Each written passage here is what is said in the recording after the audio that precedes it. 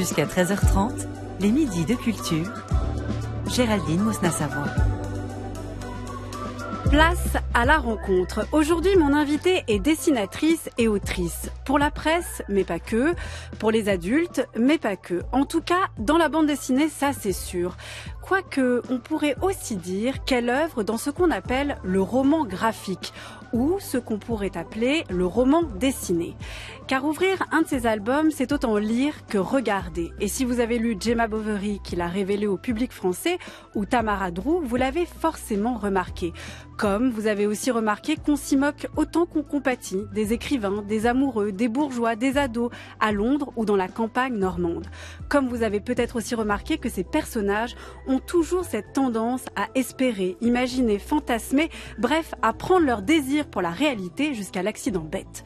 Une œuvre qui, si on a du mal à la définir, a quand même ça, elle est loin de l'esprit de sérieux. Bonjour, Posy Simmonds. Et bonjour.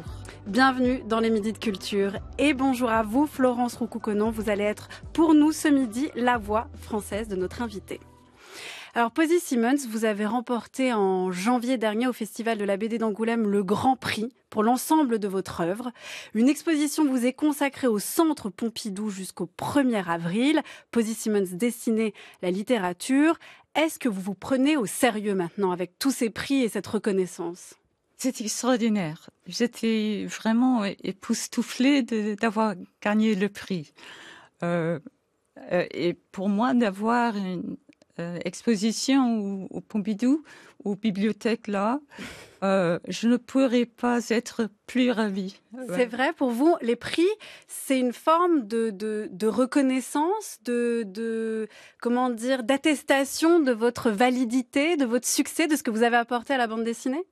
Oui, c'est un peu comme ça. Bien sûr, c'est un prix français, c'est un prix très prestigieux. Et moi, comme étrangère, c'est vraiment bien quelque chose pour l'avoir gagné. Alors c'est vrai que je ne l'ai pas dit, mais vous êtes britannique. C'est pour ça aussi que vous avez une interprète parmi nous. Vous pouvez passer à l'anglais quand vous voulez, en tout cas, Posy Simmonds. Quelle différence vous faites entre la bande dessinée en France, avec cette reconnaissance qui vous est faite en France, et celle qu'il y a en Angleterre? Est-ce qu'il y a un tel attachement à la bande dessinée en Angleterre ? Je crois que la bande dessinée était beaucoup plus, on dit, fort en France.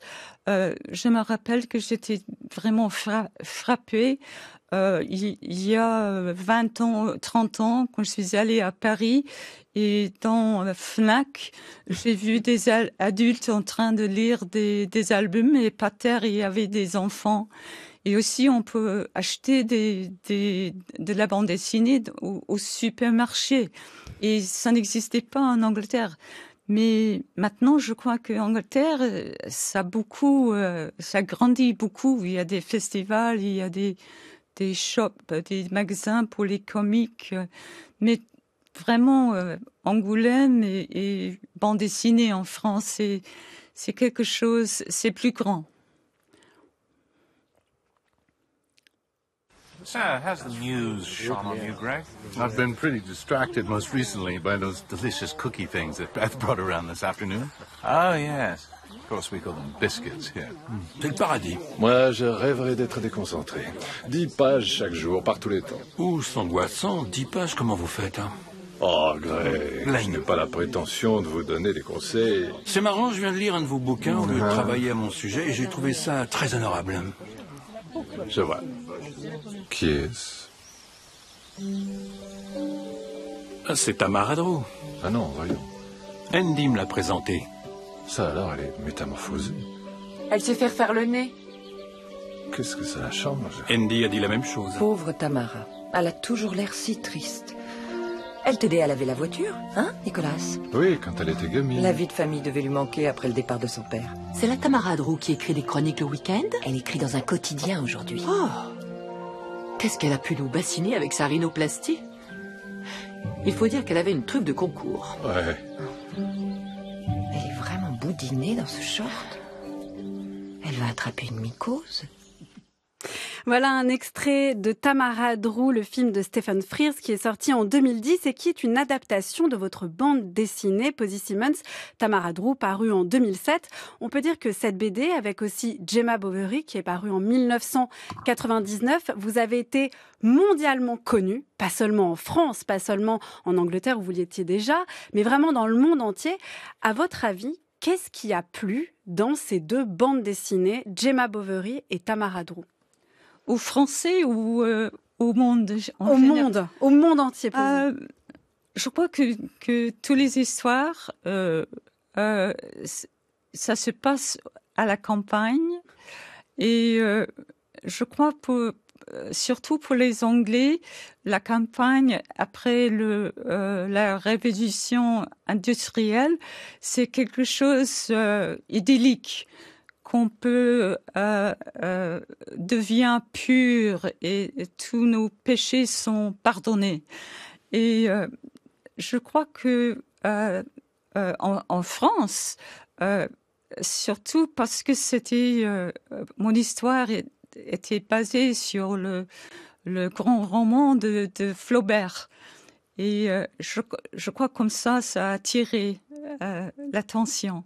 Oui, mais par exemple, dans le monde entier, Emma Bovary, même si c'est une figure qui dépasse les frontières de la France, il n'y a pas le même attachement dans le monde entier à Emma Bovary qu'en France. Alors là, vraiment, il y a quelque chose qui s'est passé. Est-ce que vous pensez aussi que c'est dû à la manière dont vous avez proposé quelque chose de totalement novateur d'un point de vue stylistique on a beaucoup dit, mais je le rappelle quand même, et je l'ai dit dès le début, sur le fait qu'il y ait beaucoup de textes dans votre manière de créer? Oui, je crois à l'époque que je faisais Gemma Bovary,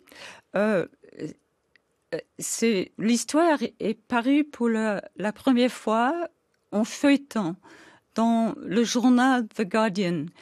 Et comme ça, le format m'était imposé par le journal. Et donc, c'était un peu bizarre pour une bande dessinée.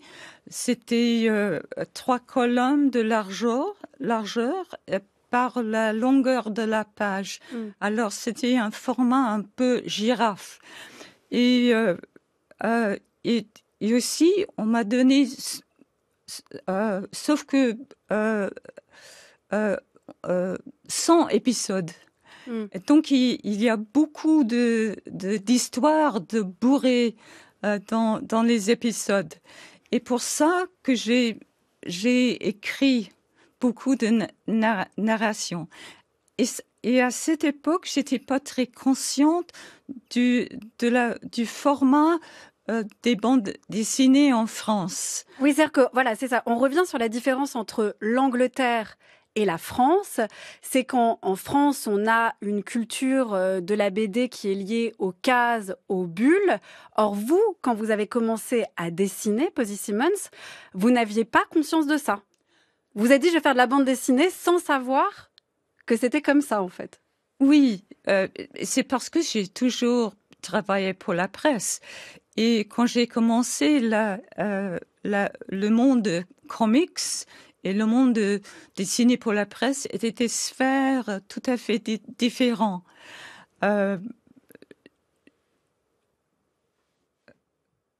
Vous pouvez passer à l'onglet si vous voulez, hein, pour nous dire la différence entre justement la bande dessinée en Angleterre, qui quand même fonctionnait aussi par cases et par bulles, et le fait que vous ayez mis autant de textes après. Je crois que ça existe en Angleterre, ça existe toujours des comics dans un format qui est bien connu en France. Et moi, quand j'étais dans mon enfance, j'ai lu beaucoup de comics, des comics anglais et surtout des comics américains. Parce que c'était après la guerre et dans notre village, il y avait des familles américaines et leurs enfants de US Air Force. Et leurs enfants vont aux mêmes écoles de moi. Et me suis devenue la propriétaire d'un grand tas de comics, de Superman et de Spider-Man et des trucs comme ça, toutes des années 50. Et malheureusement, ma mère les a jetés. Non. Oui. Pourquoi elle a fait ça? Ah oui, parce que, après quelque temps, parce que maintenant, si elle était vivante, elle ne faisait pas ça, bien sûr. Mais... Vous l'auriez empêché, forcément, c'est que vous étiez trop jeune pour l'en empêcher, c'est ça? Oui. Mais ce qui est marrant, Posy Simon, c'est que dans vos bandes dessinées, d'ailleurs, on va revenir sur ce terme de bande dessinée, on est loin quand même de l'univers comics. On n'a pas des héros chez vous. Au contraire, on l'a entendu là, dans l'extrait du film de Stephen Frears, on a des petites histoires, des passions un peu banales, un peu moches, de fantasmes, où on se juge les uns les autres. Là, c'est l'histoire de Tamara qui arrive, qui revient dans sa campagne d'enfance et qui s'est fait refaire le nez, et tout le monde la juge, se moque d'elle, les femmes se moquent d'elle, les hommes fantasment sur elle. On est loin quand même des super-héros qui sauvent le monde, là. Oui, mais pourquoi pas faire des histoires avec les femmes d'aujourd'hui? Je suis d'accord. Oui. Ça m'amusait aussi de faire des parallèles entre Emma Bovary et mon héroïne qui est moderne, qui est libre sexuellement, qui est indépendante, et la pauvre Emma qui endurait toutes les privations d'une femme de 19e. Donc vous avez ces deux inspirations-là, on pourrait dire, Posy Simmonds. D'un côté, les comics, et de l'autre, les grands classiques de la littérature. Parce que on parle de Flaubert, mais on pourrait aussi parler de Thomas Hardy, par exemple, que vous avez, dont vous êtes aussi inspiré, ou de Dickens. Qu'est-ce qui reste? Parce que pour Emma Bovary et les grands classiques, on le voit à peu près, le rapport au texte, saisir les passions les plus à la fois universelles et banales des êtres humains. Mais qu'est-ce qui reste des comics dans votre œuvre? Des comics? Des comics, oui, des super-héros, de ce que vous avez lu quand vous étiez petite. Je crois qu'il y a presque rien. C'est vrai? Sauf les bulles. Non, il faut avoir... je crois, en feuilletant, c'est tout à fait différent. Parce que dans le journal, on est entouré de toutes les distractions il faut, avec 100 épisodes, je n'avais que 100 épisodes, et on ne peut pas dévier il faut toujours I can't deviate much from the... Mais on peut pas dévier sur autre chose, on doit se concentrer sur l'essentiel. Oui. Mais vous auriez pu, par exemple, faire un feuilleton comics, il y en a eu. Et alors là, ça vous intéresse pas du tout, en fait, de mettre en avant des natures humaines héroïques.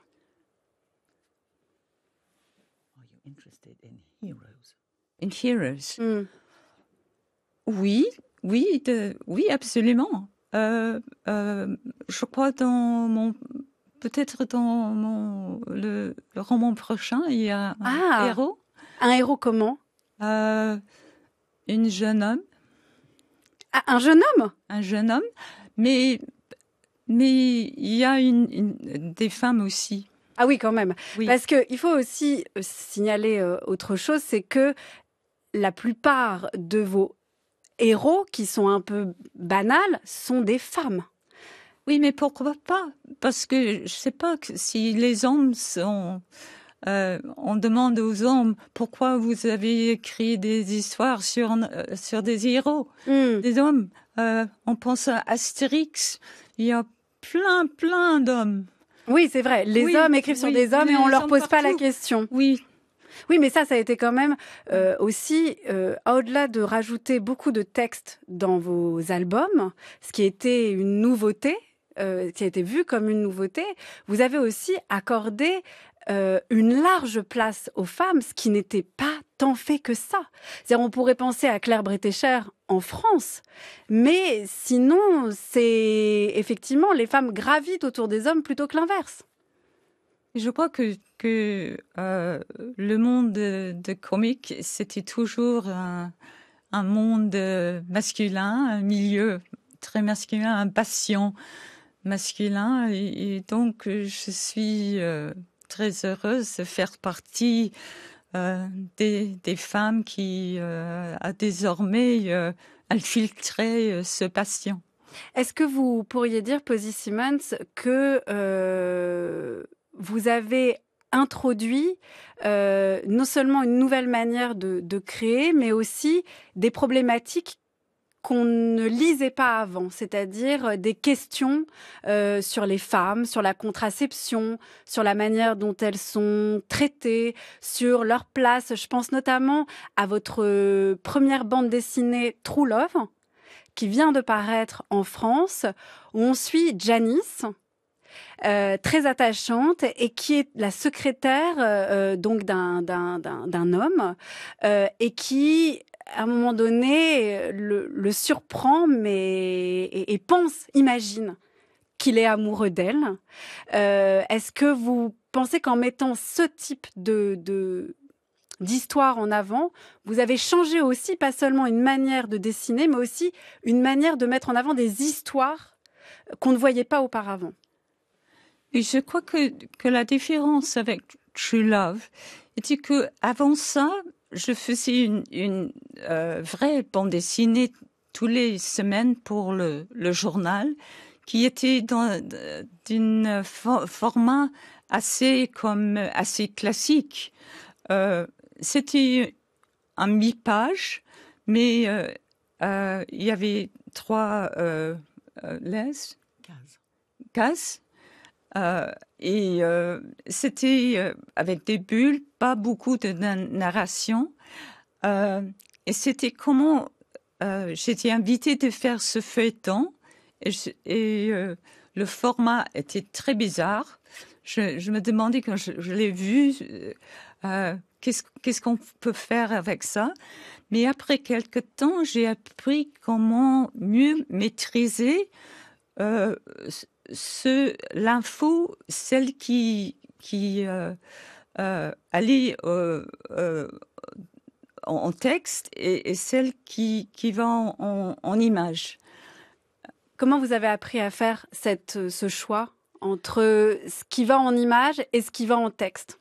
C'était parce que je faisais le feuilleton au fur et à mesure, et c'était c'était pas le travail à la mine, mais quand même c'était un travail un peu éreintant. Petit à petit, au début, j'ai écrit trop, parce que aussi pour les lecteurs, il faut qu'ils en avoir pour leur argent aussi. Mais petit à petit, j'ai appris, par exemple, j'utilise volontairement l'image, surtout pour la mise en scène, pour les dialogues importants, pour le météo, pour tous. C'est pas nécessaire de faire d'écrire des choses, c'est tout dans les dessins. Mais avec le texte, c'était très bien parce que je peux disposer de plusieurs voix. Et pour moi, ça rajoute de la profondeur, d'avoir des points de vue, des narrateurs différents. Vous avez dit, Posy Simmonds, il fallait que le lecteur en ait pour son argent. À quel moment vous saviez que vous aviez réussi une bonne histoire, une bonne planche? C'était difficile parce que d'un jour à l'autre, à cette époque, je travaillais comme une brute. J'étais toujours... Et j'ai pris du retard au même temps. Mais à cette époque, il n'y avait pas de mail. mais j'ai reçu des cartes postales, des tas de lettres des gens anglais, des lecteurs de The Guardian, qui disaient « Oh, pourquoi elle est morte? Qu'est-ce qui vous... » ou Quand vous tuiez, par exemple, un personnage, c'est ça? Oui, oui. Est-ce qu'on vous a aussi... est-ce qu'il y a des lecteurs aussi qui paradoxalement, vous en voulez de les moquer eux-mêmes? Parce que quand vous avez dessiné pour Le Guardian, vous vous attaquiez aussi à ce qu'on appelle en France les bobos, ou la gauche caviar, ou la gauche cachemire. Est-ce qu'on vous en a voulu? Oui, de temps en temps, j'ai reçu des lettres qui étaient quelquefois écrites en l'encre vert, avec des gros mots, et voilà. Ou quelquefois, c'était des critiques intelligentes. Pourquoi tu as fait ça? Pourquoi? Et aussi, j'ai reçu des lettres, par exemple, si je faisais quelque chose sur la divorce, j'ai reçu des lettres qui racontent leur histoire, et à la fin, il dit « Qu'est-ce que je vais faire ?» Et moi, j'ai répondu « Je ne sais pas, parce que je ne suis pas agoniante, je ne suis pas psychologue ou... » Oui. Connaisseuse, en fait. Vous n'étiez pas là pour les conseillères matrimoniales. Oui, mais et aussi, il y avait des lettres qui étaient vraiment embêtantes. C'est toujours à cause... Si j'ai dessiné un train, il y avait des types qui écrit « Alors, ce train... » c'était seulement dans les années 80 et c'était sur la ligne de sud-ouest et tous les détails dans le truc sont moches. Alors, oui, voilà, carrément moches. Oui. Ça vous a fait changer de style ou enfin, qu'est-ce qui vous a le plus appris, Posy Simmonds? Est-ce que c'est ce genre de lettres, bonne critique, mauvaise critique? Est-ce que c'est les contraintes de la presse dont vous nous avez parlé, avec le fait qu'il y ait très peu de place, des colonnes en forme de girafe? Est-ce que c'est aussi le succès, où vous vous êtes dit, bah là, ça fonctionne, donc j'ai trouvé quelque chose, je vais y aller à fond? Qu'est-ce qui vous a le plus appris? Je crois avec Gemma Bovary, c'était la chose plus difficile que j'ai jamais fait. Pour moi, c'était une chose très, très difficile à faire. Et à la fin, j'étais contente parce que j'ai réussi à quelque chose. J'ai bien compris que quand Gemma Bovary a été publiée en livre en France, que il y avait des gens qui disent « Oh, c'est pas de la BD, c'est un hybride, et il y a trop de narration. » Mais là, j'étais très consciente que c'est tout à fait différent. Est-ce que vous considérez que vous faites de la bande dessinée d'ailleurs ou pas? Est-ce que vous vous dites dessinatrice de bande dessinée ou autrice de bande dessinée, ou vous préférez un autre terme que bande dessinée, comme roman graphique? En anglais, j'étais, la grande partie de ma carrière, j'étais cartooniste pour la presse. C'était la même chose, cartooniste pour la presse. Et puis, quand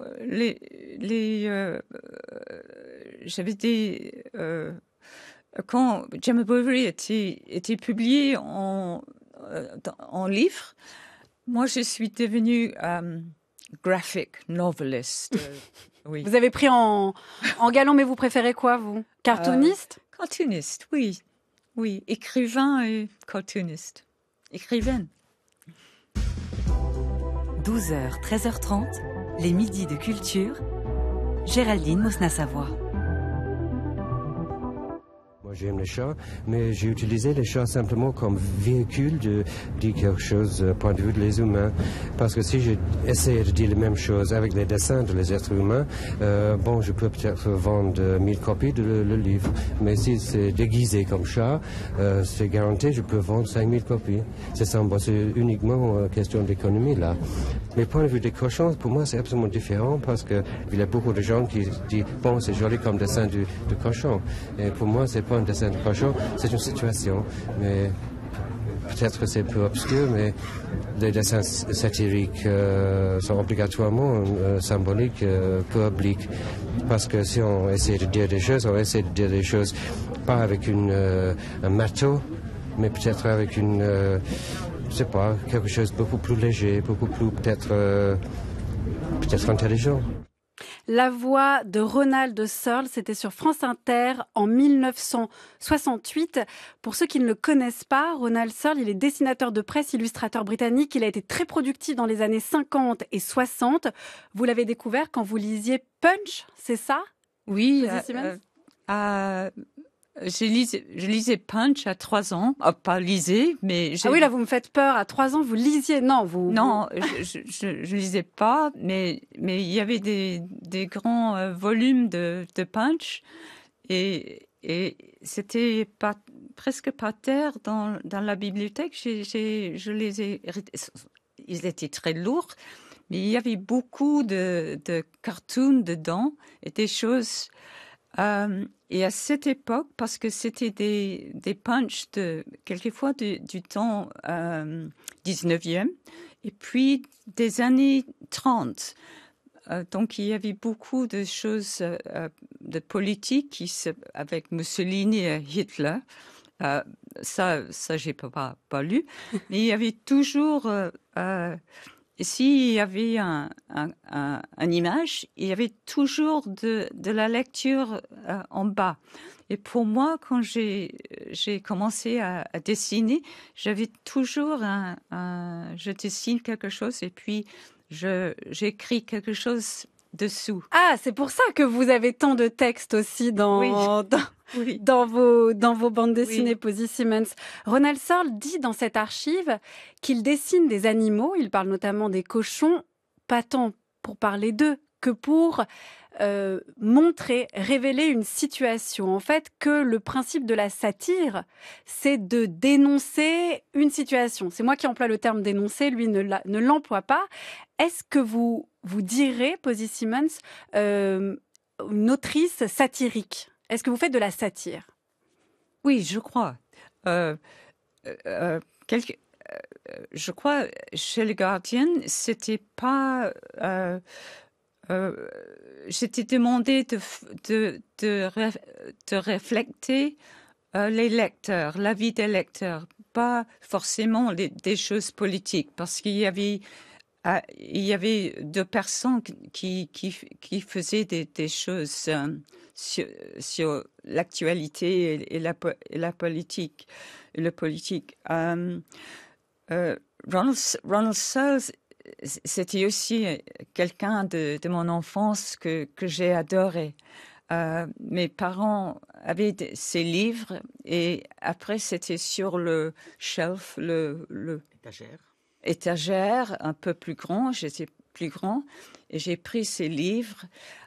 J'étais toujours frappée par ces cochons, par ces chiens. Il y avait quelque chose de très subversif que j'ai adoré. Qu'est-ce qui vous plaisait? C'était quoi pour vous la subversion dans ces dessins? Quand j'étais enfant, c'était toujours quelque chose qui était contre les adultes ou c'était ou des mots qu'on ne peut pas pas des gros mots à cet âge, mais des choses indélicates. C'était oui. Est-ce que vous trouvez, vous avez dit que vous faisiez de la satire, vous moquez des écrivains, Vous vous moquez des hommes, des séducteurs, des ados qui s'ennuient à la campagne et qui peuvent faire n'importe quoi. Vous moquez aussi de vos héroïnes, hein. Tamara, Gemma, Janice. Elles sont parfois aussi tournées en dérision. Est-ce que vous trouvez que vous êtes subversive aussi? Est-ce que vous iriez jusqu'à la subversion? Je crois que avec tous les personnages, je voulais que je les rendre humaines, avec des fautes, mais et avec vertu, la vertu aussi. Je crois que j'avais toujours la tendance, et peut-être c'est une tendance un peu britannique, de l'envie de faire rire les lecteurs. Mais je crois que c'est une partie de mon travail d'être satirique, de poser des questions. Ou de vous moquer.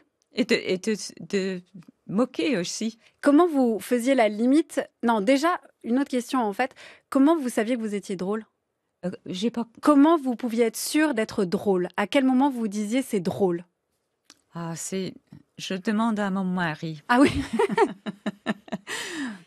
Il est très bon éditeur. Mais quelquefois, on comprend que quelque chose est bizarre. Et aussi, on entend des choses dans la rue, dans l'autobus.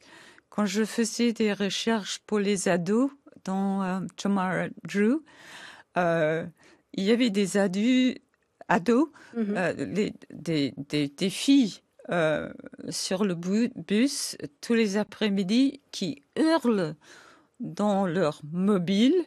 Et c'était un peu de cinéma pour tout le bus, mais on a attendu des choses, des cuites, des nuits.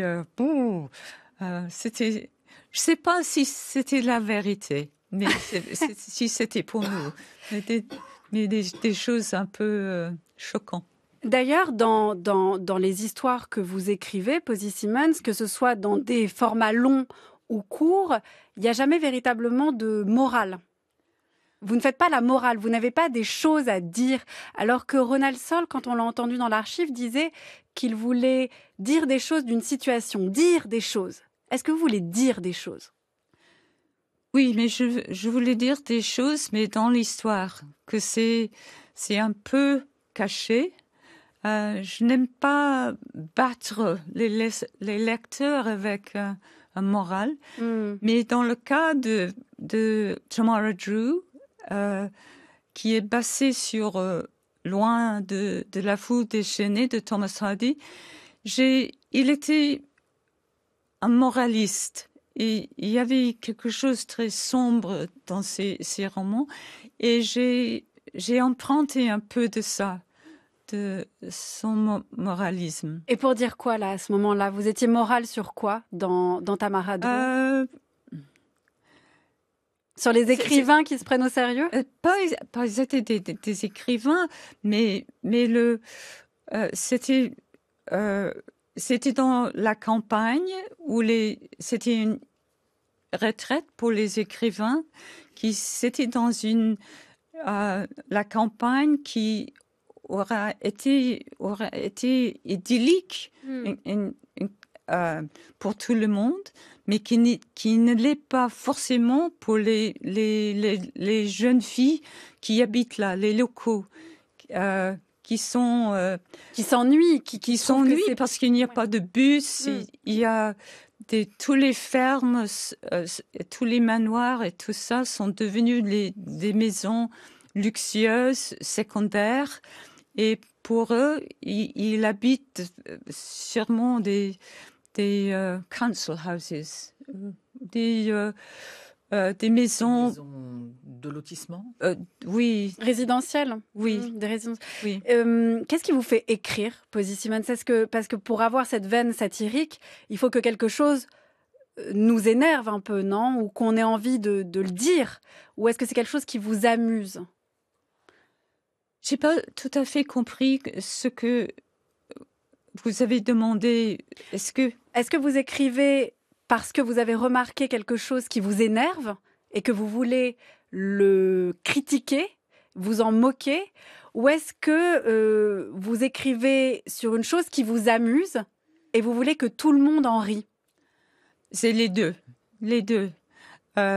Je crois que quand j'ai fait beaucoup de dessins sur les écrivains, mais moi je suis écrivain et je comprends très bien ce que ça fait. On est toute seule, on travaille toute seule, et si on va au festival, il y a toujours rejection, et on est rejeté. Il y a des auteurs qui avaient beaucoup la queue qui est... Oui, des millions de gens. Et... Pour avoir des dédicaces, c'est ça? Oui, pour faire des dédicaces. J'ai beaucoup de sympathie pour eux aussi. Mais pour les grands égos aussi, on peut se moquer. Qu'est-ce qui vous fait encore écrire aujourd'hui, Posy Simmonds? Qu'est-ce que je vais faire? Qu'est-ce qui vous donne encore envie d'écrire aujourd'hui? Vous en avez pas marre, en fait? Je crois... Je marche beaucoup dans la ville et je vois toujours des choses qui m'intéressent. C'est la mode, les chiens, surtout, oui, bien sûr, il y a des choses, des sans-abri, les banques alimentaires. Il y a beaucoup de choses qui vous donnent encore envie d'écrire. Oui. Merci beaucoup, Posy Simmonds. Merci à vous, Florence Roucouconan. On vous a très peu entendu, mais quand même, vous étiez parmi nous. De vous, Posy Simmonds, on peut aller voir l'exposition Posy Simmonds dessiner la littérature. C'est jusqu'au 1er avril 2024 à la Bibliothèque publique d'information au Centre Pompidou. On pourra aussi vous voir ce soir au Centre Pompidou pour une rencontre avec Riyad Satouf, c'est à 19h. Et on peut lire de vous, on en a un peu parlé, avec Paul Gravette et Anne-Claire Noro, True Love, une romance graphique. C'est paru chez De Noël Graphique. Alors pour finir, Posy Simmonds, vous avez le choix entre deux chansons, d'écouter une ou l'autre chanson. L'une en référence au Guardian, pour lequel vous avez travaillé, l'autre en référence au Punch, dont on a parlé, journal que vous aviez lu petite. Laquelle des chansons souhaitez-vous écouter? Oh, quel choix difficile. Peut-être Punch.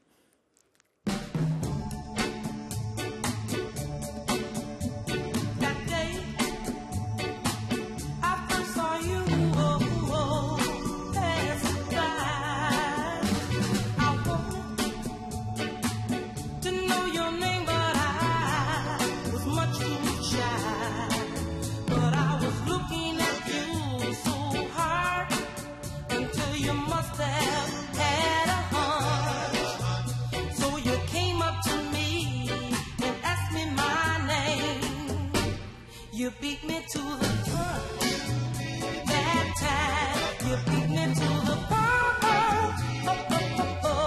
You beat me to the punch.